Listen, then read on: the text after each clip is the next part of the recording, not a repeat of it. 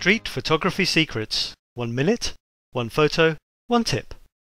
Hi everyone and welcome to another Street Photography Secrets Hints and Tips video with me, Sab Will, down in the streets of Paris for you. It's a hard job but someone has to do it. And I'm going to look at this picture today. Some of you might realise that this is the Louvre in the process of being swallowed by this crocodile.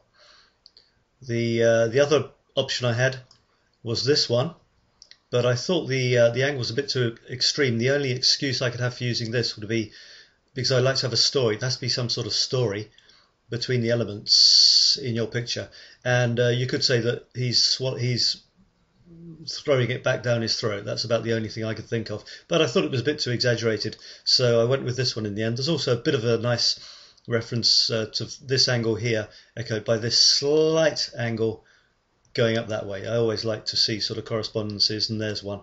And of course the whole joke of this is that these are snapping down on the Louvre. Okay, not a joke really, but you know, it's kind of funny. So didn't go for that one, went for the other one. There I've brightened it up a little bit in my processing process and started playing around with some effects.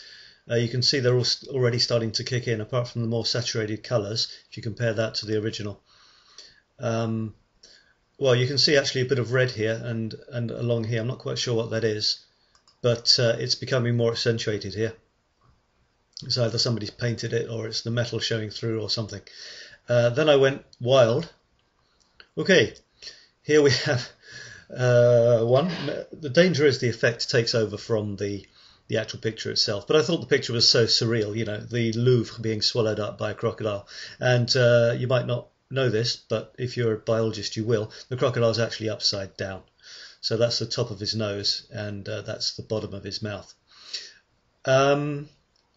Right, this one I thought is pretty cool, but these scratches are slightly too much. You see all these scratches here and then these two. That was just a little bit too much for me on this particular photograph. Tried another effect. Now this one's nice. There is a scratch, but it's far less prominent, and also the picture's more balanced. It's less contrasty. You can see plenty of detail here and even here and here, whereas in the one before all the detail's gone from the top, and this is far more contrasty than the other one. My final possibility was this one. Again, it's extremely contrasty. I like it. It's very dramatic, almost makes you think of some sort of gothic film or something, but again, far too contrasty, I thought. Well, I didn't want to use it in that case, so I stuck with this one because you've got tons of detail, and the detail is absolutely lovely because it's rich, scratchy, sort of this bronze in combination with the scratchy effect, and you've got these very subtle scratches, which is part of the effect of the application I used, whereas in this one, for example, they're far more pronounced, and in this one too. So there you go.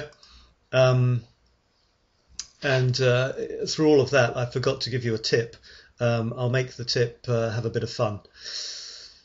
Sometimes, you know, we can get a little bit too serious, desperately trying to show things as reality intended, but I would say my tip would be have a bit of fun. You've got a crocodile's mouth, you've got a classic monument. Well, I'm going to have the classic monument being swallowed by the crocodile's mouth, and I don't care. All right, so that's it for this time. See you next time. Bye-bye.